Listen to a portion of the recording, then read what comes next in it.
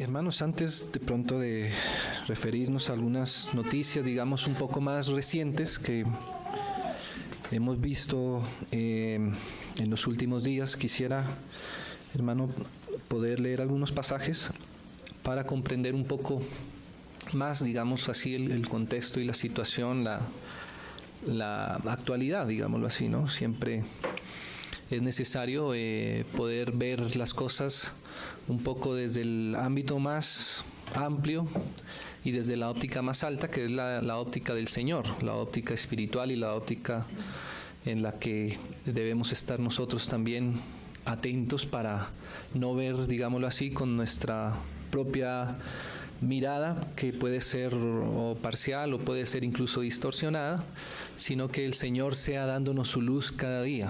Esa es la que nos asegura la verdad, la luz del Señor, ¿no? Entonces, hermanos, si pudiéramos un momento, hermanos, ir al Apocalipsis, al libro del Apocalipsis, la visión, las cartas también que están en el Apocalipsis, en el capítulo 21.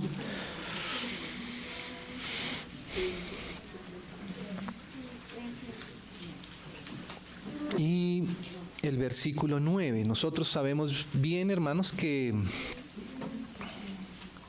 el Apocalipsis pues es el libro, el capítulo final que el Señor puso como terminación de su palabra, ¿sí?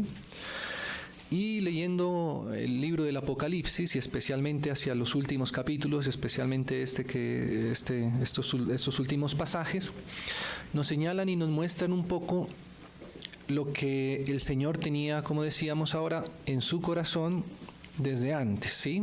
Ver el Apocalipsis, ver estos capítulos finales, nos muestran hacia dónde la mano del Señor, su espíritu, su obra, está desarrollándose cada día desde el mismo inicio. Si leemos nosotros el Génesis en los primeros capítulos, ahí nos damos cuenta como la provisión que el Señor ha dado para el desarrollo de su obra. Y si leemos el Apocalipsis, los últimos capítulos del Apocalipsis, pues nos damos cuenta el resultado final al cual el Señor va a llegar, va a desarrollar, ¿cierto? Entonces digamos que en ese contexto dice el versículo 9 del capítulo 21. Vino entonces a mí uno de los 7 ángeles que tenían las 7 copas llenas de las 7 plagas postreras o últimas, y habló conmigo diciendo, o sea que esta revelación que tuvo Juan es en ese contexto de los postreros tiempos, ¿cierto? Del final de la revelación del Señor. Y esto es lo que estaba reservado, digamos, como parte de la última visión que recibe Juan aquí en el Apocalipsis. Y dice así: ven acá, yo te mostraré, o también podría ser te revelaré, ¿cierto? Porque aquí hay una revelación que va más allá no solamente de una visión natural, sino es algo que el Espíritu Santo nos ayuda a ver de una manera como el Señor quiere que veamos las cosas, porque la obra de Dios, aún desde el Antiguo Testamento, uno de los profetas decía que la obra de Dios era misteriosa. Y un misterio es algo que nosotros no podemos ver solamente desde lo natural nomás, ¿cierto? Pablo dice que aún en el Antiguo Testamento también decía que su obra era misteriosa, y no solamente su obra, sino su operación. Decía un profeta que la obra misteriosa de Dios y las operaciones misteriosas de Dios, ¿cierto? O sea que necesitamos pedir ayuda al Señor para poder ir viendo su obra, ir viendo su operación. Necesitamos la ayuda, no solamente dejarnos guiar por nuestras propias sensaciones, nuestros propios entendimiento natural, sino pedirle al Señor que Él sea quien nos revele y nos muestre su obra y sus operaciones, que son misteriosas. No sé si alguien de pronto por ahí recuerda esos versículos que los estoy diciendo en memoria, pero no me acuerdo exactamente la cita, pero si alguien de pronto los puede encontrar Vemos que eso dice el Señor en el Antiguo Testamento. Por eso necesitamos acogernos a su Espíritu para leer la palabra y con la palabra poder ver también la actualidad, digámoslo así, de nuestros tiempos, por lo menos de los más recientes, lo que nos va tocando a nosotros, ¿cierto? Entonces, aún Pablo dice que nosotros en lo natural, que el hombre natural no entiende las cosas que son espirituales, o sea que necesitamos acudir al Espíritu, y justamente eso es lo que pasa acá. Dice, yo te mostraré la desposada, la esposa del Cordero. Y me llevó en el Espíritu nuevamente. Si él no hubiera sido llevado por el Espíritu y en el Espíritu, probablemente no habría podido ver las cosas desde acá.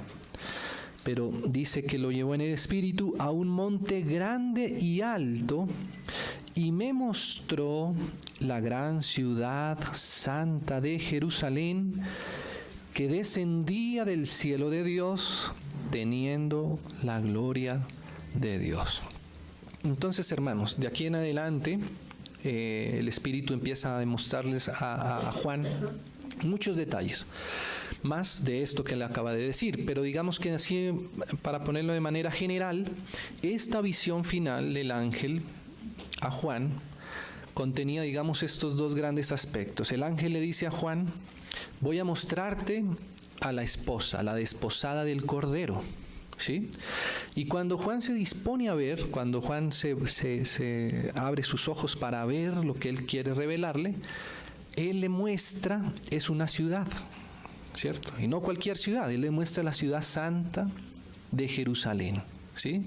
Y en esa ciudad conteniendo la gloria de Dios. O sea que, digamos que hay dos grandes aspectos de la culminación, digámoslo así, de la obra del Señor que nosotros vamos a ver aquí en Apocalipsis. Por un lado está el aspecto de la esposa, la desposada del Cordero, ¿sí? Y por otro, correspondiéndose, porque cuando él va a ver la esposa le muestra la ciudad, o sea que la ciudad refleja a la esposa y la esposa, ¿cierto?, también muestra la ciudad. Esos dos aspectos están ahí ambos contenidos en esta visión final.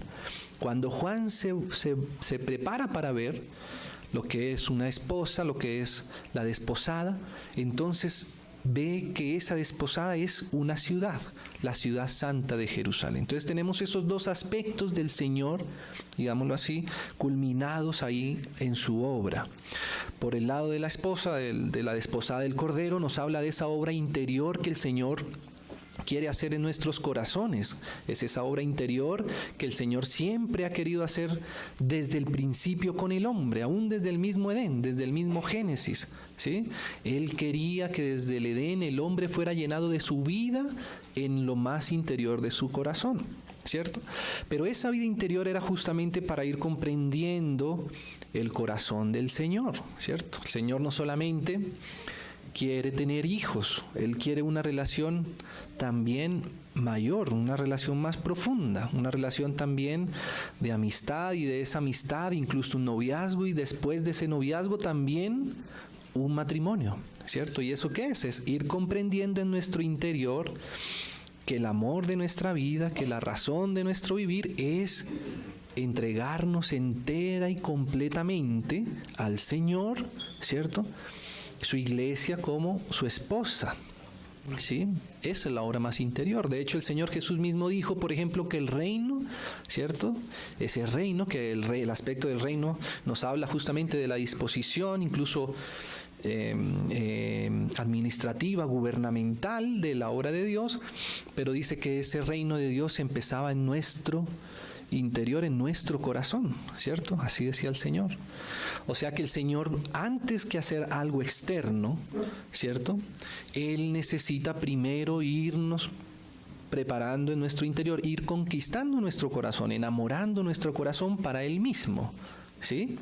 Ese es el aspecto del Cordero, de la esposa, la desposada del Cordero, la que se ha preparado, la que se ha ataviado, como dice aquí justamente, ¿no? Ahí más atrásito en el mismo capítulo 21, dice el versículo 2, ¿no?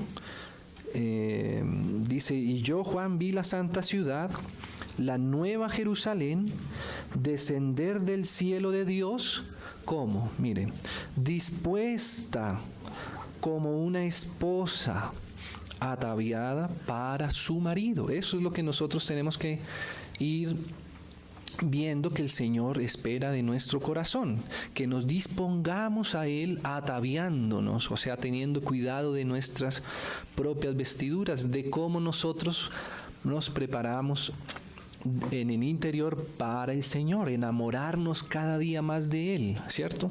Entregarle toda nuestra fidelidad al Señor, porque Él es el esposo, ¿cierto? Y de eso nos habla esa parte, ese capítulo que tiene que ver con la culminación de la obra del Señor, como lo vemos aquí al final en Apocalipsis.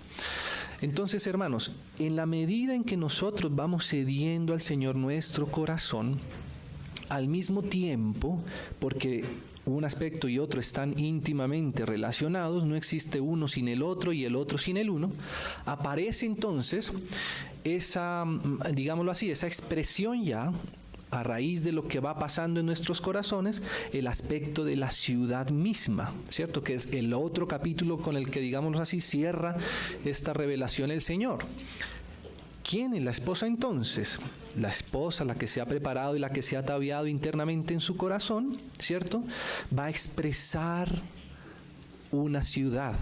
Y ahí es donde es el resultado de lo que pasa interiormente en nuestros corazones, cómo se refleja, ¿sí?, de manera visible. Fíjese que Juan, cuando él fue a ver, lo que pudo ver fue una ciudad. O sea que, ¿qué es lo que se ve de la esposa? Lo que se ve de la esposa es la irradiación, digámoslo así, de una ciudad, que es la ciudad santa y nueva de Jerusalén. O sea que en la medida que vamos cediendo nuestro corazón al Señor, vamos entendiendo más por qué el Señor está edificando una ciudad, qué el Señor quiere hacer en cada ciudad, ¿cierto? Y ahí hace referencia específicamente a la ciudad santa de Jerusalén, ¿sí? Pero esa ciudad no solamente se refiere a una ciudad física que hasta hoy lógicamente está, que es Jerusalén. Esa ciudad es la ciudad de cada uno. Esa es la ciudad donde cada uno el Señor nos ha puesto. Él quiere primeramente ir conquistando nuestro corazón, y en la medida que nuestro corazón va siendo conquistado, entonces va empezando el Señor a poder ver, a poder reflejar la ciudad que Él quiere en cada sitio, y en cada ciudad poner su candelero, ¿cierto? Un solo candelero, una sola luz, un solo Señor, porque es un solo testimonio el que Él ha dejado en la tierra, es el testimonio de su Hijo en nosotros. Veamos esto, hermanos, un poco aquí nuevamente en Apocalipsis, un poco más atrás, en el mensaje a la iglesia a Filadelfia. Nosotros conocemos bien este pasaje, ¿no? Pero leamos algunas frases para ponerlas en contexto, y seguramente si alguien necesita recordarlas todavía mejor, y a nosotros nos hace bien también recordarla. Dice el 3:7: escribe al ángel de la iglesia en Filadelfia. O sea que esta carta del Apocalipsis, esta porción y seguramente todo lo demás, pero específicamente esta porción era para una iglesia, ¿sí? Él dice, escribe al ángel de la iglesia en Filadelfia. ¿Qué era Filadelfia? Filadelfia era una ciudad, ¿cierto? Filadelfia es una ciudad, que incluso quiere decir el amor filial o el amor entre los hermanos. Eso quiere decir esta ciudad, ese nombre que tenía ahí, que es muy significativo. Entonces, lo que el Señor va a hablar aquí, Él se lo dice a una ciudad, ¿sí? A una iglesia que está en una ciudad. Y fíjese ya más adelante ahí lo que dice. Yo sé que los hermanos conocen bien este pasaje. Entonces dice así, por ejemplo el versículo 9, la segunda parte, dice, he aquí, yo haré que vengan y se postren a tus pies, está diciendo esto a Filadelfia, y reconozcan que yo te he amado. Mire qué especial esto que el Señor dice que va a hacer aquí con la iglesia en Filadelfia. Y la iglesia en Filadelfia, como sabemos, tenía unas características que están ahí mencionadas, ¿cierto? Pero el Señor no busca que en la ciudad, por ejemplo, la iglesia de pronto haga reflejo o proyecte una gran fuerza, ¿cierto? El Señor le dice a Filadelfia que tiene poca fuerza, por ejemplo, y sin embargo, aunque la iglesia tenga poca fuerza en sí misma, el Señor va a hacer que ella, que parecía débil, ¿cierto?, sea reconocida como aquella a la que amó el Señor. Claramente el Señor ama a todos, ¿cierto? Obviamente el Señor ama a todos. Aún dice Él que hace salir el sol sobre los buenos y aún sobre los malos. O sea que aún el mundo, ¿cierto?, también es amado por el Señor, como dice Juan 3:16, que Él amó al mundo, ¿cierto?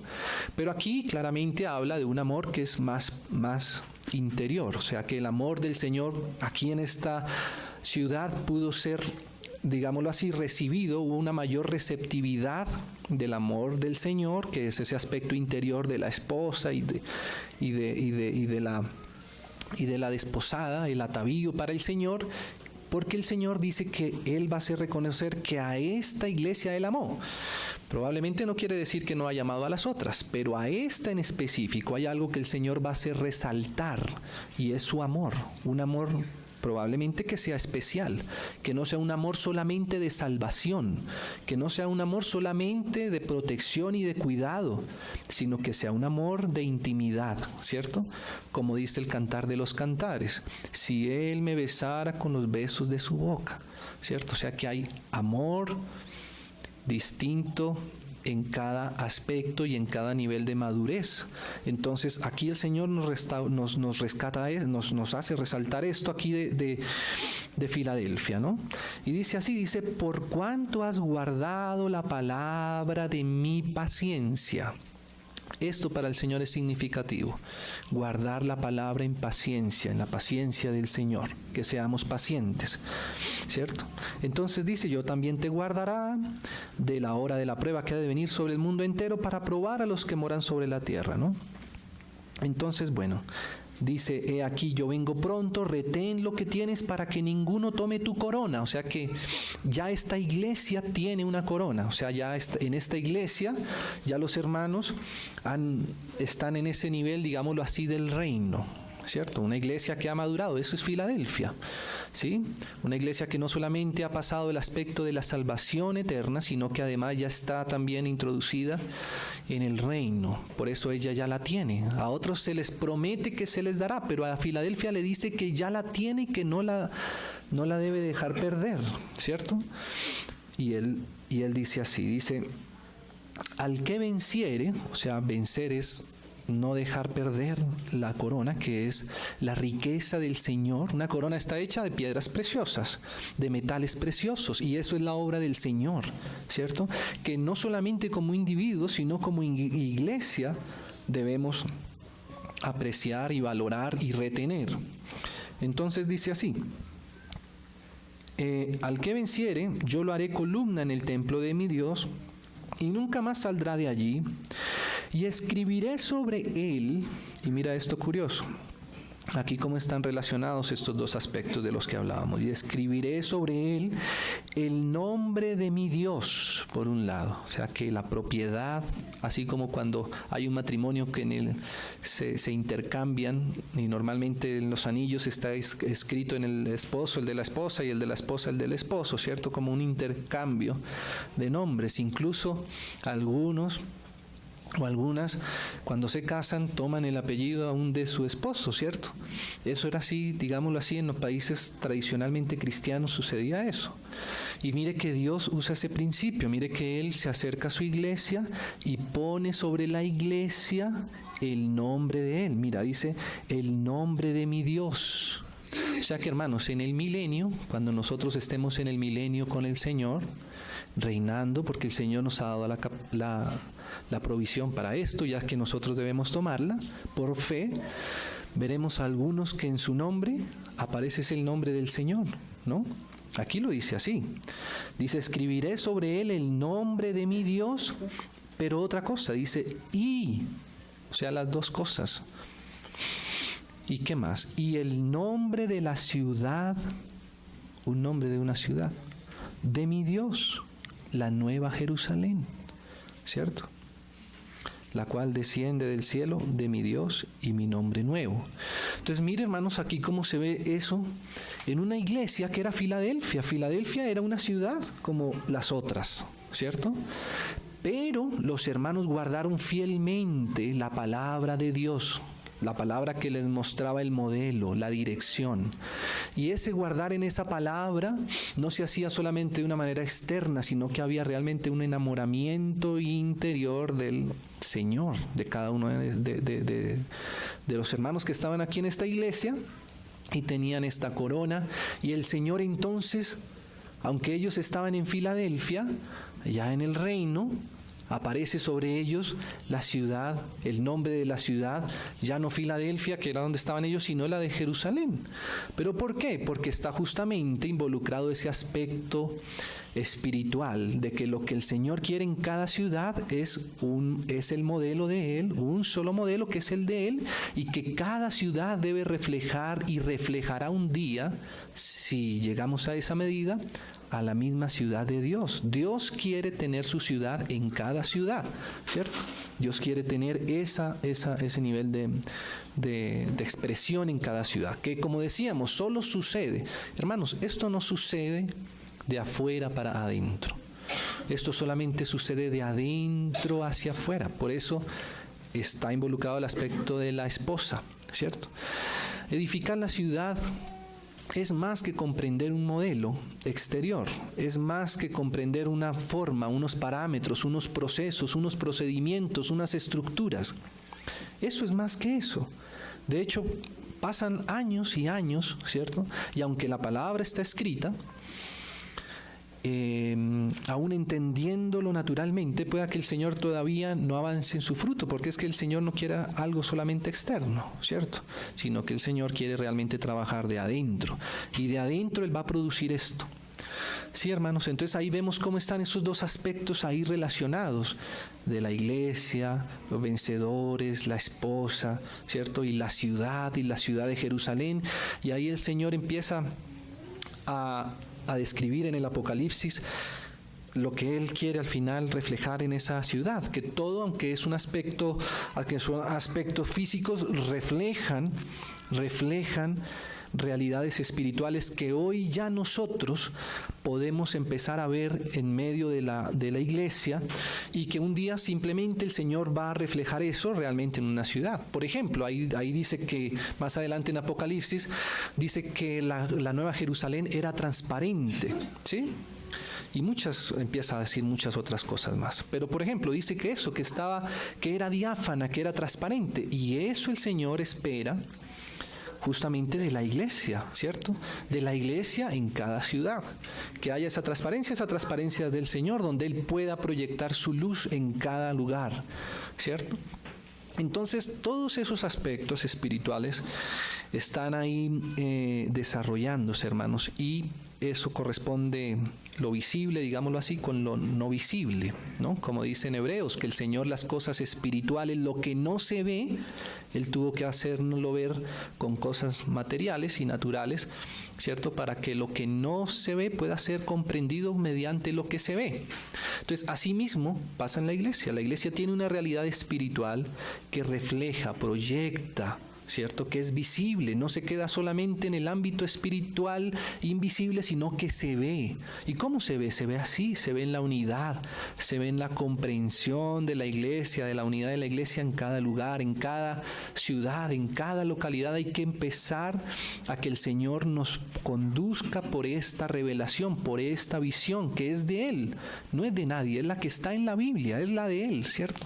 Para que Él un día pueda poner su nombre en nosotros, ¿cierto? Pero también el nombre de una ciudad. ¿Qué le vamos a hacer? Así el Señor lo ha querido, ¿cierto? Poner el nombre de la ciudad.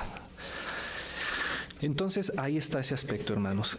Pero quería, como decíamos también, digamos, teniendo esto como base, que es lo central de la obra del Señor. También, hermanos, el ver que ahí el Señor hace uso de esta ciudad específica, que es la ciudad de Jerusalén, ¿sí? Aparece Jerusalén ahí al final, ¿sí? Y entonces uno ve cómo también desde el Génesis hasta llegar hasta el Apocalipsis, el Señor en lo natural, en lo físico, que como decía, lo físico tiene que ir correspondiéndose con la obra espiritual del Señor a lo largo de todos los tiempos. En lo físico el Señor también ha hecho algo particular con Jerusalén, porque Jerusalén, la terrenal, como dice Pablo en Gálatas, él ve dos realidades en la misma Jerusalén, ¿cierto? Él dice que la Jerusalén terrenal y la Jerusalén espiritual, ¿no? Entonces eso nos hace ver cómo el Señor, con lo que va pasando en lo terrenal y específicamente en Jerusalén, ¿cierto? ¿Y por qué Jerusalén? Por lo que ya habíamos dicho, por lo espiritual que el Señor está haciendo. Nos va mostrando lo que hay espiritualmente andando. Digamos que Jerusalén, la Jerusalén terrenal, nos sirve también, como lo sabemos, y el mismo Israel, como una radiografía, digámoslo así. Si nosotros pudiéramos sacar una radiografía de lo terrenal, veríamos lo espiritual. Y a quien tendríamos que sacarle la radiografía tendría que ser a Israel mismo y a Jerusalén mismo, ¿cierto? Porque ahí entendemos lo que hay de fondo en el plano espiritual. Cuando uno ve, hermanos, así a grandes rasgos, rápido más bien, la historia de lo que ha sido esta ciudad de Jerusalén, ¿sí? Nosotros recordamos cómo, bueno, primeramente el Señor le dio a Adán el Edén, aunque me llama la atención que en uno de los profetas, creo que es Ezequiel tal vez, el Señor habla otra vez de Jerusalén y la compara nuevamente con el Edén, ¿sí? Voy a ver si puedo encontrar rápidamente ese verso. Lo había separado, a ver, por acá, Ezequiel, ¿sí?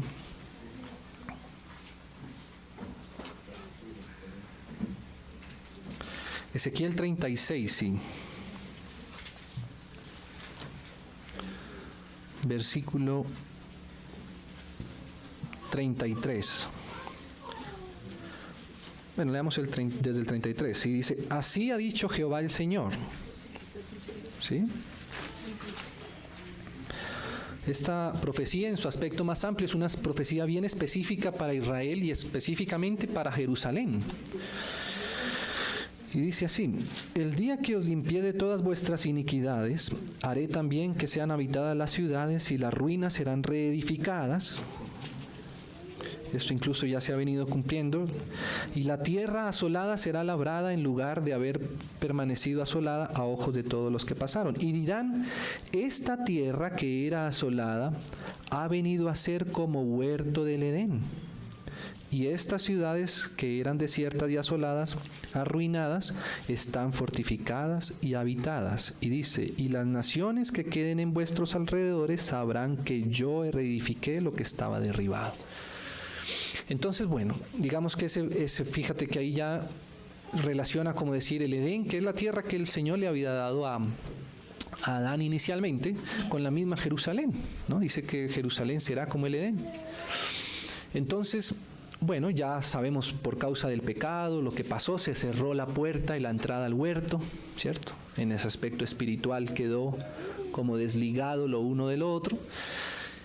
Y bueno, pasa algún tiempo de revelación, pero de pronto el Señor llama a Abraham, ¿no? Y el Señor le dice a Abraham, sal de tu tierra y de tu parentela, ¿cierto? De esa zona, y vete a la tierra que yo te mostraré. Y esa tierra que el Señor le mostraba a Abraham es justamente Jerusalén. Cuando ellos llevan allá, era la tierra de Canaán, ¿cierto? Y ahí uno preguntaría, ¿por qué el Señor le da esa tierra específicamente esa tierra a los descendientes de Abraham?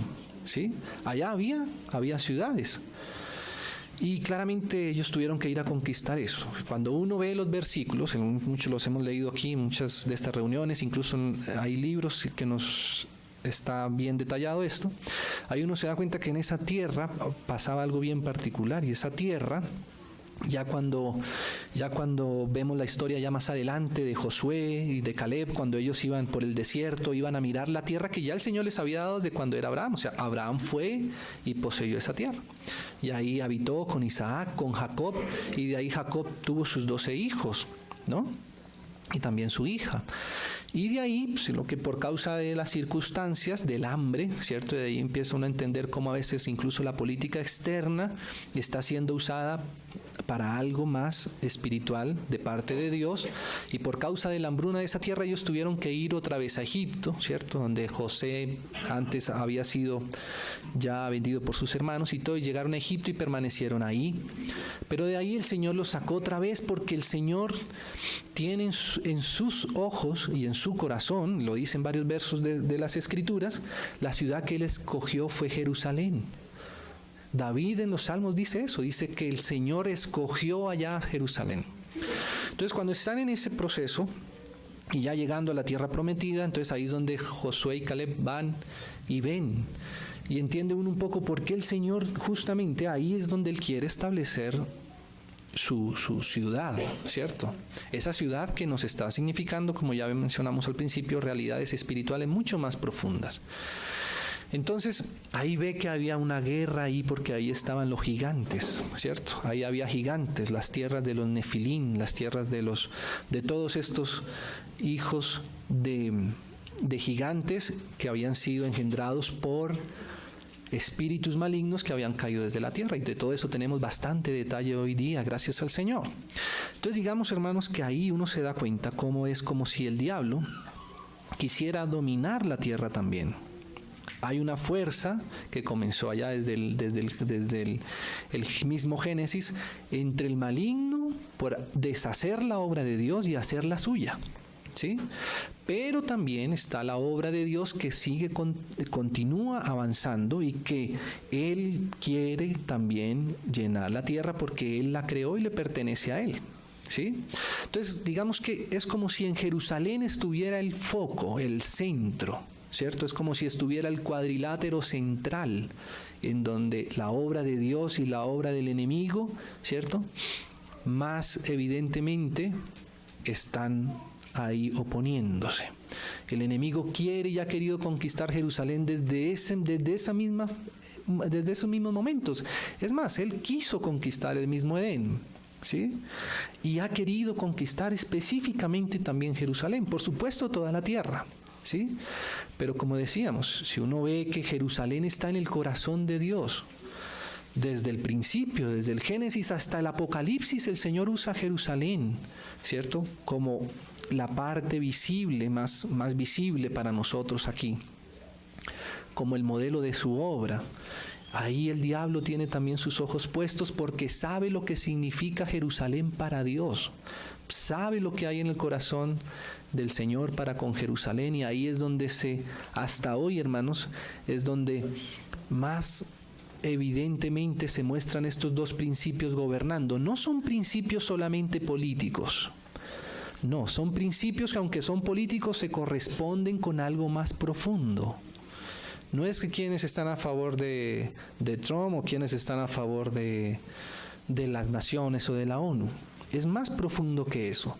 Pero eso demuestra un poco lo que hay de fondo, lo que hay, digámoslo así, más interiormente, y cómo en el ambiente espiritual eso realmente tiene una realidad mucho más nítida, al mismo tiempo compleja en lo natural, pero cuando uno ve en lo espiritual, uno va entendiendo las cosas por qué suceden y cuáles son realmente las fuerzas que están enfrentándose, ¿cierto? Entonces, de ahí pasa que ellos conquistan esa tierra, y llega a ser Jerusalén la capital del reino, la capital del reino de David. Y ahí el Señor dice que de Jerusalén será eternamente su reino. El reino de David, el reinado de David es como el modelo de reino que el Señor quiere establecer en la tierra, que seguramente lo vamos a vivir en el milenio, en donde su capital es Jerusalén, ¿sí? Y ahí David entiende muy bien las cosas. Leamos un salmo, hermanos, que ahora me acabo de recordarlo, que está, creo que es el Salmo 122, donde mira lo que escribe David, ¿no? En esta época donde David está reinando allá en Jerusalén, dice así, Salmo 122, cántico gradual de David. Yo me alegré con los que me decían, a la casa de Yahvé iremos. Nuestros pies estuvieron dentro de tus puertas, oh Jerusalén. Jerusalén que se ha edificado como una ciudad que está bien unida entre sí. Ustedes saben que hoy día Jerusalén está dividida en dos. No está bien unida entre sí todavía, porque eso hace el diablo. Lo que el Señor quiere unir, el diablo lo quiere dividir, ¿sí? Y esto sabemos no solamente en la misma ciudad, por eso digo que entendiendo un poco lo espiritual entendemos, o lo natural, la política a veces refleja un poco lo espiritual también, y al revés. Si el diablo quiere dividir, ¿cierto? Dividir aún la iglesia misma, ¿cierto? Y lo hace así también en la parte visible que es en Jerusalén. Bueno, dice así, y allá subieron las tribus de Yahvé, conforme al testimonio dado a Israel para alabar el nombre de Jehová, porque allá están las sillas del juicio, los tronos de la casa de David. Pedid por la paz de Jerusalén, sean prosperados los que te aman. Sea la paz dentro de tus muros y el descanso dentro de tus palacios. Por amor de mis hermanos y mis compañeros, diré yo, la paz sea contigo. Por amor a la casa de Jehová nuestro Dios, buscaré tu bien, el bien, ¿no?, de Jerusalén, el bien de la ciudad. Entonces, esa es Jerusalén en la época de David. Después, sabemos que después del reinado de David, pues vinieron muchos reyes, algunos hicieron lo bueno, otros hicieron lo malo, pero finalmente, después de toda esa época, Israel fue conquistada por Babilonia, ¿sí? Vino el rey Nabucodonosor y arrasó con la ciudad, acabó con el templo, quitó los tesoros que habían en la ciudad, y todo eso quedó dispersado. Todo esto también, como digo, leámoslo y podámoslo ver desde la óptica también espiritual de lo que ha también sucedido con la misma iglesia del Señor en varias etapas. Y entonces, hermanos, eso quiso el diablo, desaparecer Jerusalén. Aunque tenemos que decir que, aunque era Babilonia quien estaba arrasando con Jerusalén, dice la misma Biblia, dicen también los profetas, que esto también era de la mano del Señor. O sea, el Señor usando el reinado de Babilonia. Por eso decía que a veces la política actual también refleja un poco lo que está sucediendo en lo más espiritual. Y aunque era el rey Nabucodonosor, el rey más poderoso de la tierra, el reino que tenía y que mandaba las políticas para todo el resto de la tierra, detrás de eso vino una reprensión del Señor para con Israel. Y el rey de ese momento le decía al Señor si iba a hacer guerra, él iba a vencer a Babilonia, y el Señor le dijo a través de sus profetas, le dijo no, porque yo estoy con Babilonia para corregir, ¿cierto?, la desobediencia de Israel, porque Israel se volvió a los ídolos. Israel dejó la palabra de Dios, menospreció la palabra de Dios. Y cuando el hombre desprecia la palabra de Dios, los mandamientos de Dios, aún a nivel de sociedad, ¿cierto?, cambiar los testamentos y los estamentos de Dios para vivir en un país sin los testamentos de Dios, pues eso es algo que a la larga el Señor tendrá que disciplinar también a cada pueblo y a cada ciudad que no sea regida por su palabra y por la palabra de Dios. Y eso fue lo que pasó en esa oportunidad en Jerusalén. El rey se fue hacia los ídolos, quitó la palabra, quitó los mandamientos, quitó la lectura de la Biblia, pusieron sus propios ídolos, sus propios dioses, y hasta que llegó el colmo de eso, y entonces el Señor permitió que Jerusalén fuera tratada por mano de Nabucodonosor. Y ahí quedó todo desastrosamente destruido, y esa fue la ciudad a donde llegó Jerusalén. Pero Después, con el tiempo, pasó algo, hermanos, y quisiera que leyéramos ahí ese pasaje. Llegó la época de Esdras, en donde ya el Señor también había profetizado y profetiza el Señor. Y mira lo que sucede acá un poco, porque si nosotros entendemos cómo ha sido la historia espiritual, ¿sí?, la estrategia espiritual que ha venido enfrentándose esto, no solamente, como sabemos, una batalla, digamos, ¿cierto? A veces consiste de una guerra consiste de muchas batallas, ¿cierto? Así como un ring de boxeo tiene varios rounds, ¿no? Varios tiempos, ¿cierto? Así es como si esto hubiese pasado por varios, pero la estrategia del maligno sigue siendo la misma, y también uno puede percibir cómo el Señor ha hecho, de cierta manera, las cosas cada vez que ha tenido que enfrentarse en estas luchas con el enemigo. Entonces mira lo que pasó en esta oportunidad. Para entender un poco lo actual, tenemos que ver, como decimos, el operar histórico del Espíritu también. Entonces mira lo que pasa acá. Esdras capítulo 1, en el versículo 1.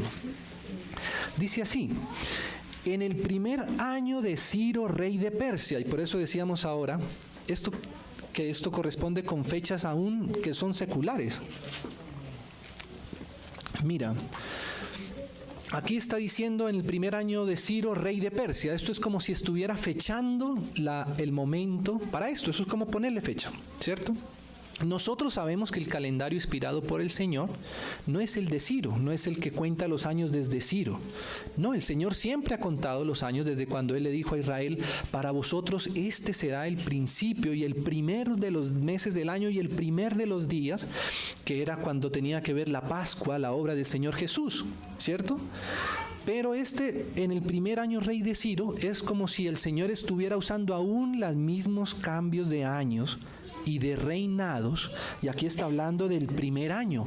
O sea, es como si con el establecimiento de Ciro, ¿cierto?, algo también hubiese mudado a nivel espiritual, ¿cierto? Eso también ya lo hemos visto muchas veces, lo estamos apenas recordando.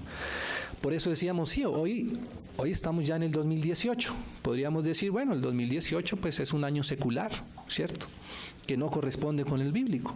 Pero sin embargo, fíjese que aquí también, como en Esdras, aunque el año de Ciro no era el año del Señor, no eran fechas bíblicas ni establecidas, sí el Señor hacía las cosas mediante estos establecimientos políticos, ¿cierto? Casualmente, por ejemplo, nosotros en este año, en el 2018, para Colombia es un año muy significativo, porque va a haber cambio de gobierno, va a haber cambio de Congreso también y de presidente mismo. Y si uno mira un poco con la óptica un poco más amplia, hermanos, en Sudamérica o en Latinoamérica va a haber 6 elecciones de presidenciales en este año 2018.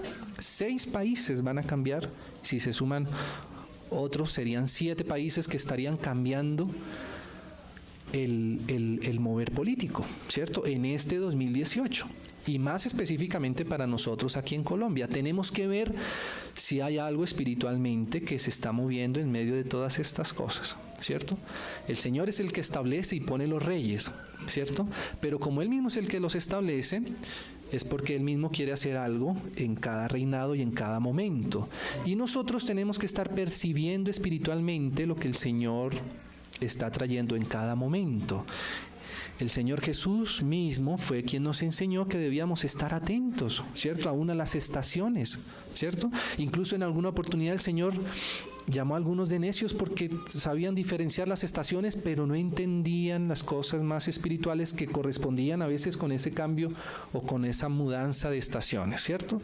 Así que tenemos que estar orando, tenemos que estar velando, orando, entendiendo. Y casualmente hoy justamente es la primera reunión donde estamos unidos, la reunión unida de este primer año, para que estemos orando, hermanos, porque ha sido una carga que ha venido poniendo el Señor más intensamente cada vez, y para este año específicamente donde tenemos esa situación aquí en el país. La Iglesia no está a favor de ninguna política en sí, ¿cierto? Nosotros no estamos profesando ningún partido político. El Señor nos guarde de eso, porque nuestro reino es un reino que no está en esta tierra, ¿cierto? Pero no podemos dejar de decir tampoco que el reino espiritual, ¿cierto?, tiene su relación, tiene su evidencia en lo natural, ¿cierto? Y por eso tenemos que estar orando, para que el Señor pueda estar haciendo lo suyo. Y nosotros orar y ponernos a favor de la obra, no de ninguno, sino a la obra del Señor Jesús mismo, la obra que el Señor quiere hacer en cada momento, ¿cierto? Es significativo. Entonces, mira, dice, en el primer año de Ciro, rey de Persia, y mira para qué era esto, para que se cumpliese la palabra de Jehová por boca de Jeremías, o sea, de lo que estaba profetizado. Mira lo que hizo el Señor, mira cómo es el mover del Señor, cómo se movió el Espíritu del Señor en esa época para restaurar Jerusalén. Dice, despertó Jehová el espíritu de Ciro, rey de Persia. Hermano, esto es significativo. Mire, Ciro es un gentil. Ciro no era un rey de Israel. Ciro no tenía, digámoslo así, la ascendencia, ¿cierto?, que era del pueblo de Israel. Ciro era en ese momento, digámoslo así a la luz de hoy, el presidente más poderoso que había en el mundo. Él gobernaba más allá de su propia cultura. Él establecía las políticas más amplias a nivel mundial. Y él incluso tenía el poder también económico para más allá de su reino. Y todas las naciones tributaban al rey Ciro, y Ciro con esos tributos, como más adelante vamos a ver, o se lee ahí, pues así mismo él administraba también para el resto del imperio, que era prácticamente todo el mundo, ¿sí? Entonces ahí uno se da cuenta, hermano, que a veces el Señor actúa de esa manera, ¿cierto? Mire lo que hizo el Señor en esa oportunidad. El espíritu del rey de Ciro. Uno hubiera podido pensar, no, pero tiene que ser un israelita, tiene que ser un cristiano, ¿cierto? Pero tocó el corazón de un rey gentil, ¿sí? Y yo no sé si este rey cambió todo su testimonio al Señor. Aquí no dice que Ciro se convirtió al judaísmo o hacia la Torá, ¿cierto? Probablemente Ciro seguramente adoraba también muchos otros dioses. Es que era lo que había en la cultura, en la política, en lo normal de esa época, en ese imperio, ¿cierto?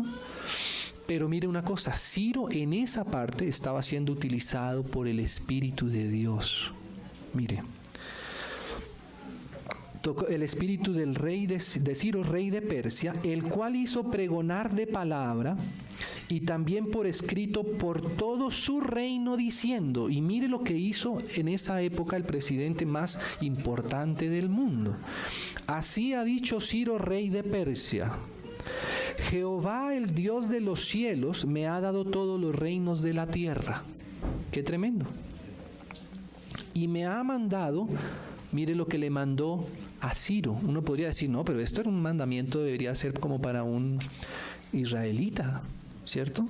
Pero mandó a Ciro que le edifique casa. ¿Ve? ¿Y que le edifique casa en dónde? En Jerusalén. ¡Qué tremendo! ¿Qué era Jerusalén para ese rey en ese momento? Si usted quiere leer lo que era Jerusalén en esa época, uno puede leer Nehemías y puede leer Esdras. Dice que ni siquiera los caballos podían pasar por el montón de escombros y de desperdicios que había en la ciudad. Y este rey no tenía nada que extraer de Jerusalén, ¿cierto? Jerusalén a él no le aportaba ninguna riqueza, ningún valor, ¿cierto? Pero es que si uno pudiera ver los ojos a nivel espiritual, poder abrir los ojos y ver a Jerusalén en esa época, seguramente allá estaba el enemigo, ¿cierto? Proclamándose como vencedor, no solamente sobre Jerusalén, sino sobre la obra de Dios en la tierra que se refleja en Jerusalén mismo, ¿cierto? Y entonces Él hace que vuelva sus ojos hacia Jerusalén, probablemente la ciudad más insignificante que había para esa época. Hermano, ¿y hasta hoy no sucede igual? No sucede igual, ¿es así? El presidente hoy día del país más poderoso del mundo dijo algo respecto a Jerusalén y esa misma semana todas las naciones tuvieron que sentarse en la ONU. ¿Sí? Porque todo lo que pasa allá corresponde con una guerra muchísimo más profunda. Y aunque nosotros no nos veamos a veces tan involucrados en esa guerra, estamos más involucrados de lo que parece. porque a nosotros nos toca la parte espiritual de defender la obra de Dios aún allá mismo en Jerusalén. Aunque allá mismo también hay iglesia, allá están los hermanos en Jerusalén y tenemos comunión con ellos incluso. Hermanos que se reúnen como nosotros, sencillamente, entre comillas sencillamente, pero con la realidad de ser la iglesia que está en Jerusalén, ¿cierto? Pero en ese ámbito político, ¿qué pasó hoy? Pasó eso. El presidente más poderoso dijo: esta es Jerusalén y allá yo voy a hacer que esa sea la capital para mí. Esa es la ciudad de Israel. ¿Y qué dijo el enemigo?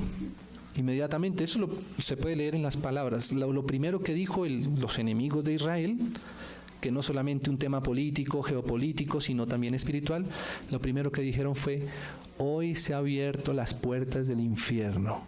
Esa fue la frase. Y está en los periódicos normales, no periódicos ni siquiera solamente cristianos, ¿cierto? O sea que ahí uno se da cuenta que, hermanos, realmente ahí hay un misterio tremendo. Hay una fuerza impresionantemente importante operando en estos acontecimientos, ¿no? Y bueno, y ahí dice, ¿no? Quien haya entre vosotros de su pueblo, sea Dios con él, y suba a Jerusalén, que está en Judá, y edifique la casa a Jehová, Dios de Israel, él es Dios, la cual está en Jerusalén. Y a todo el que haya quedado en cualquier lugar donde more, ayúdenle los hombres de su lugar con plata, oro, bienes, ganados y demás ofrendas voluntarias para la casa de Dios, la cual está en Jerusalén. Y de esta manera, con este principio espiritual, en esa oportunidad, Jerusalén fue otra vez restablecida como la capital de Israel allá en ese lugar. Claro, aquí más adelante pues se nos da muchos más detalles, ¿cierto? Veamos algunos más, hermanos, solamente para entender un poco lo que a veces pasa. Mire, Esdras capítulo 4.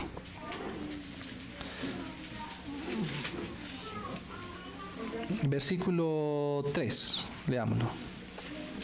Yo sé que esos versos son conocidos también. Dice: Zorobabel, Jesúa y los demás jefes de casas paternas de Israel dijeron: no nos conviene edificar con vosotros casa a nuestro Dios, porque si ustedes leen un poquito más antes, ¿sí? ¿Qué hicieron los enemigos de Jerusalén y de Israel? ¿Sabe bajo qué pretexto querían ellos intervenir en la obra de Dios? Bajo el pretexto de la paz. Leámoslo por mí. Dice así.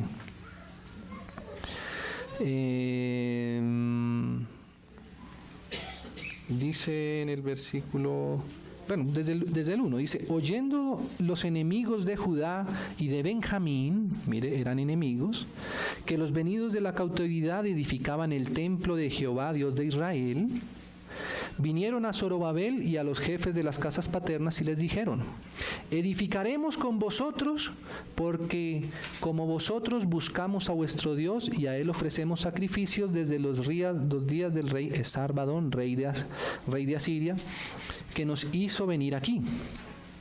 O sea que fíjese esa falsa, ¿cierto? Esa falsa unidad, esa falsa amistad de los enemigos con el pueblo. No todo lo que se dice que es amistoso, o más bien por el hecho de que sea amistoso no quiere decir que sea del Señor, ¿cierto? No es cualquier amistad, porque esto lo que querían era hacer la amistad pero sin Israel, la amistad sin Dios, paz pero sin Dios. ¿Cómo puede existir una paz quitando la palabra de Dios en medio, quitando al Señor mismo del medio, ¿cierto? Esa no es la paz de Dios. Entonces dice así, bueno, ya habíamos leído el versículo 3. Zorobabel, Jesúa y los demás jefes de las casas paternas de Israel dijeron: no nos conviene edificar con vosotros casa a nuestro Dios, sino que vosotros solo la edificaremos a Jehová, Dios de Israel, como nos mandó el rey Ciro, rey de Persia, que no era el mandato del rey, era el mandato del Señor a través de Ciro y del rey de Persia, ¿cierto? Por eso ahí uno tiene que identificar que a veces la persona misma pueda que no sea fiel en todo, pero tenemos que ver qué es el movimiento de Dios en lo que es de Dios, ¿Sí? Porque actualmente pasa eso. Bueno, pero este hombre que sí hace cosas por Israel, pero al mismo tiempo su testimonio, al mismo tiempo sus cosas. Hermanos, nosotros no estamos a favor de ningún hombre, pero estamos a favor de lo que el Espíritu de Dios pueda hacer, pueda ir haciendo, ¿cierto? Y eso es lo que está pasando hoy día. Entonces dice, pero el versículo 4, pero el pueblo de la tierra intimidó al pueblo de Judá y lo atemorizó para que no edificara. Eso es lo que pasa hoy día, siempre generando temor, y a veces Israel teme. Sobornaron además contra ellos a los consejeros para frustrar sus propósitos, todo el tiempo de Ciro, rey de Persia, y hasta el reinado de Darío, rey de Persia. Y en el reinado de Asuero, en el principio de su reinado, escribieron acusaciones contra los habitantes de Judá y de Jerusalén. También en días de Artajerjes escribieron Bislán, Mitridates, Tabel y los demás compañeros suyos a Artajerjes, rey de Persia, y la escritura y el lenguaje de la carta eran en arameo.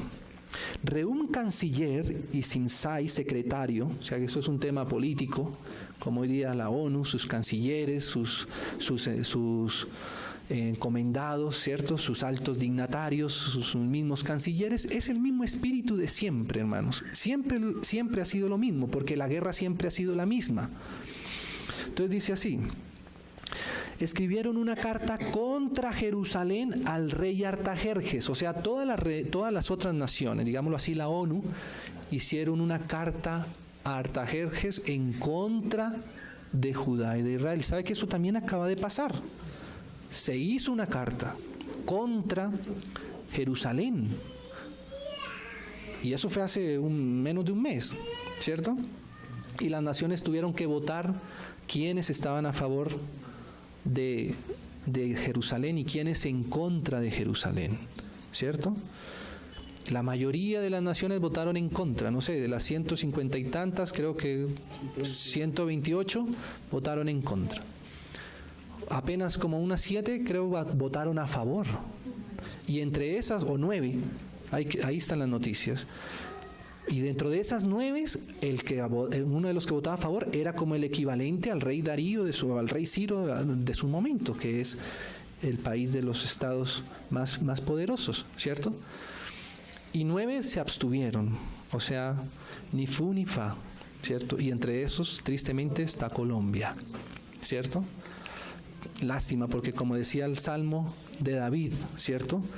Y no solamente ese salmo, muchas partes: el que bendice a Israel y a Jerusalén, el Señor los bendice, y el que los maldice, el Señor los maldice. Bueno, al menos se abstuvo de ir en contra, pero también quedó sin la bendición. Bueno, porque es que, hermanos, a veces hay momentos donde no podemos ser imparciales. A veces hay momentos en donde tenemos que decidir, y aunque es difícil, hay que hacerlo, ¿cierto?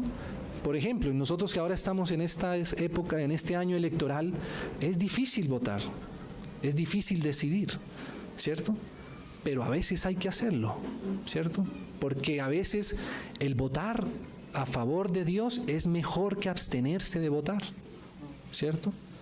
Y mucho, claro, sí, peor ir a votar en contra del Señor. Y sabe usted, hermano, que uno de los puntos, digámoslo así, que normalmente está en la palestra de las elecciones presidenciales es la posición de cada aspirante respecto a Israel y a Jerusalén. Siempre tiene que, nosotros que tenemos que ver, digamos, en lo humanamente hablando, uno podría pensar que nosotros que tenemos que ver con Jerusalén. Pero ¿por qué siempre en los planes de gobierno siempre Israel tiene que estar? Siempre Jerusalén tiene que estar. Ahí nosotros tenemos que abrir los ojos y ver, ¿cierto? No sea que nosotros sin saberlo estemos poniéndonos en contra de Jerusalén y de Israel, ¿sí?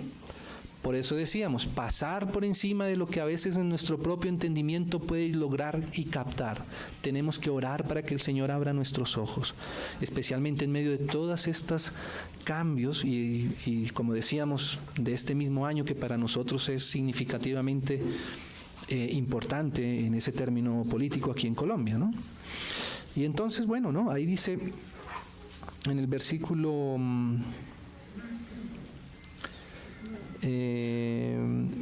leamos el 10. Y los demás pueblos que el grande y glorioso Asnapar transportó e hizo habitar en las ciudades de Samaria y las demás provincias al lado del río. Esto es toda la ONU, digámoslo así, del momento. Y esta es la copia de la carta que enviaron al rey Artajerjes, ¿no? Entonces, tus siervos del otro lado del río te saludan. Sea notorio al rey que los judíos que subieron a ti y a nosotros vinieron a Jerusalén y edifican la ciudad rebelde y mala y levantan los muros y reparan los fundamentos, ¿no? Ahora sea notorio al rey que si aquella ciudad fuere reedificada y los muros fueren levantados, no pagarán tributo, impuestos y rentas, y el erario de los reyes será menoscabado, ¿no? Y bueno, ahí pasa eso. Las naciones escriben al rey y desafortunadamente el rey creyó a estas naciones. Y ahí se detuvo la obra durante el rey Asuero y durante el mismo rey Darío. Ahí la cosa quedó sin poderse completar, quedó, digamos, ahí a medias, ¿cierto? Y ya más adelante volvió otro rey. Mire, otra vez acá, ¿no? Bueno, el capítulo 5. Profetizaron Ageo y Zacarías, hijo de Ido, ambos profetas, a los judíos que estaban en Judá y en Jerusalén, en el nombre del Dios de Israel, quien estaba sobre ellos. Entonces se levantaron Zorobabel, hijo de Salatiel, y Yeshua, hijo de Josadac, y comenzaron a reedificar la casa de Dios que estaba en Jerusalén, y con ellos los profetas de Dios que les ayudaban, ¿no? En aquel tiempo vino a ellos Tadnai, gobernador del otro lado del río, y Setar-Bosnai y sus compañeros, y les dijeron así: ¿quién os ha dado orden para edificar esta casa y levantar estos muros? Y ellos también preguntaron: ¿cuáles son los nombres de los hombres que hacen este edificio? Mas los ojos de Dios estaban sobre los ancianos de los judíos y no les hicieron cesar hasta que el asunto fuese llevado a Darío, ya era el otro rey de Persia. Y entonces respondieron por carta sobre esto, ¿no? Ahí donde dice el versículo 7, le enviaron la carta y ahí estaba escrito en ella: al rey Darío toda paz. Pero eso es lo que decíamos, sí, toda paz, pero es que la paz no es sin Dios. Entonces, eso fue lo que hicieron los enemigos, ¿no? Entonces, dice: sea notorio al rey que fuimos a la provincia de Judea, a la casa del gran Dios, la cual se edifica con piedras grandes, y ya los maderos están puestos en las paredes, y las obras se hace deprisa y prospera en sus manos, ¿no?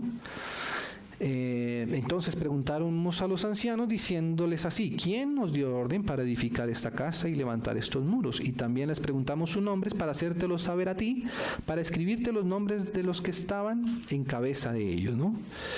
Entonces dice así: nos respondieron diciendo: nosotros somos siervos del Dios del cielo y la tierra, y reedificamos la casa que ya muchos años antes había sido edificada, la cual edificó y terminó el gran rey de Israel, ¿no? Entonces ahí explica el asunto, ¿sí?, de que ellos fueron llevados a Babilonia, etcétera. En el capítulo 6 dice así: entonces el rey Darío dio la orden de buscar en la casa de los archivos donde guardaban los tesoros allí en Babilonia, y fue hallado en Acmeta, en el palacio que está en la provincia de Media, un libro en el cual estaba escrito así: memoria. En el año primero del rey Ciro, el mismo rey Ciro dio orden acerca de la casa de Dios, la cual estaba en Jerusalén, para que fuese la casa reedificada como lugar para ofrecer sacrificios, y que sus paredes fueran firmes, su altura de 70 codos y de 60 codos su anchura. Y bueno, todo ahí dicen todas las disposiciones. Versículo 7: dejad que se haga la obra de esa casa de Dios, que el gobernador de los judíos y sus ancianos reedifiquen esa casa de Dios en su lugar. Y por mí es dada orden de lo que habéis de hacer con estos ancianos de los judíos para reedificar la casa de Dios, que la hacienda del rey, mire, que tiene el tributo del otro lado del río, sean dados puntualmente a esos varones los gastos para que no cese la obra. Y lo que fuere necesario, becerros, carneros, corneros, para holocaustos al Dios del cielo, trigo, sal, vino, aceite, conforme a lo que dijeren los sacerdotes que están en Jerusalén, les sea dado día por día sin obstáculo alguno, para que ofrezcan sacrificios agradables al Dios del cielo y oren por la vida del rey y de sus hijos. También por mí es dada orden que cualquiera que altere este decreto, se le arranque un madero de su casa y alzado sea colgado en él y su casa sea hecha muladar por esto. Mire que a veces uno sin darse cuenta, ¿qué tal uno estar en contra de Jerusalén en medio de esta situación? ¿Cierto? Como país o incluso a veces como persona. Y el Dios que hizo habitar allí su nombre, destruya a todo rey y pueblo que pusiere su mano para cambiar o destruir esa casa de Dios, la cual está en Jerusalén. Yo, Darío, he dado el decreto, sea cumplido prontamente. Entonces, hermanos, ahí nosotros nos damos cuenta cómo el Señor a veces hace las cosas de cierta manera, ¿sí? Y eso, digamos, es un poco por lo que hoy día nosotros tenemos que orar y estar orando. Porque cada vez que pasa algo allá en Jerusalén, de una u otra manera, nosotros que pertenecemos, como dice Pablo, a la Jerusalén celestial, que estamos también edificando, pero la parte, digámoslo así, más real que la espiritual, en cada ciudad pues tenemos que estar orando, como decía el Salmo, por la paz allá en Jerusalén, atentos para estar viendo las cosas como el Señor las ve, ¿sí? Y no dejar que nuestro corazón se desvíe por todo lo demás que, digámoslo así, adorna la situación, ¿cierto? Como decíamos, bueno, pero algunos dicen, pero ¿cómo vamos a estar a favor de este presidente si es que hace así, dice así, se ríe así, se peina así, se viste así? Y eso como que no es tan del Señor lo que hace, ¿cierto? Y es cierto. Esta misma persona pueda que en muchas otras cosas esté incluso hasta haciendo las cosas contrarias, ¿cierto?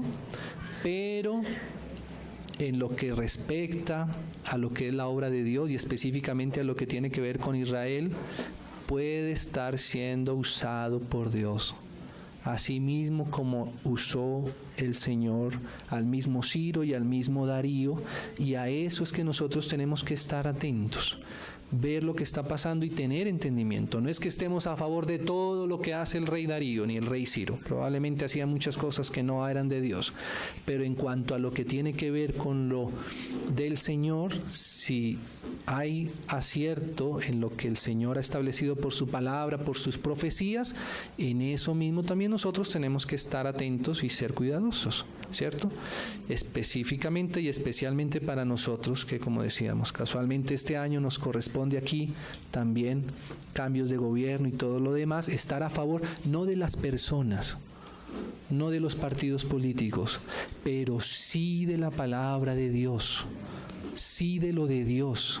Y aunque a veces nos cueste trabajo y ver, uy, pero ese, ¿cómo es que ese tan perverso, que tan esa apariencia y lo que sea?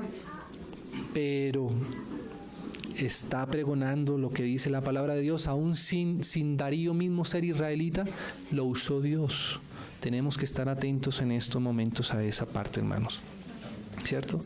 Oremos especialmente, como decíamos, ahora que nos estamos iniciando este año, un año bastante importante a nivel espiritual para nuestro país, que nuestro país pueda acogerse a la palabra de Dios, que no vayamos a rechazar la palabra de Dios. Eso es lo importante, ¿cierto? Como nación, como país y en cada una de nuestras ciudades, pues estar orando que el Señor siga avanzando en su ciudad, en la ciudad que Él quiere hacer de esa manera más espiritual. Amén. Oremos, hermanos, oremos una vez más. Padre amado, te damos gracias, Señor, por la alegría de poder contar con tu Espíritu en nuestros tiempos. Señor, tú sabes que nuestra vida realmente está escondida con Cristo y en Dios mismo, y que nada nos puede mover de tu mano, Señor, y que nuestra ciudadanía realmente pertenece a los cielos donde moras tú. Gracias, Señor. Pero sabemos que también, Señor, tú nos has puesto en un lugar determinado en este país, específicamente en Colombia. Y en esta hora, en este año, Señor, queremos nosotros orar a favor de tu obra en Colombia, Señor. Que Colombia, Señor, como nación, Señor, no se aparte de ti. No se vuelva contra tu obra, ni en lo espiritual y tampoco allá en Israel, en Jerusalén. Señor, dale sabiduría a nuestros gobernantes. Oramos a favor de nuestros gobernantes, a favor de que tú les puedas hablar y que ellos puedan ser sensibles a ti y a tu voz. Entregamos, Señor, este año que viene para nosotros como país. Que tú le des discernimiento a cada uno de tus hijos, Señor, de cómo orar, Señor, en cada circunstancia. Señor, nosotros no sabemos, pero tú sí sabes y tú eres la luz. Y nuestra tiniebla, Señor, puede ser disipada si tu luz aparece. Ayúdanos y enséñanos, no queremos ser engañados, pero eres tú quien eres la única verdad, Señor. A esa verdad es que queremos siempre venir, a la verdad que proviene de ti, Señor. Guarda nuestros corazones cada día más para ti y haz tu obra, Señor, en cada una de nuestras ciudades. Oramos por cada iglesia, Señor, por cada iglesia en donde has tú puesto tu luz y por cada ciudad en donde necesitamos, Señor, todavía ir, Señor, con tu testimonio. Ayúdanos, Señor, abre puertas y que sea tu mano guiando a cada uno de tus hijos. Gracias, Padre, en el precioso nombre de tu Hijo amado. Amén.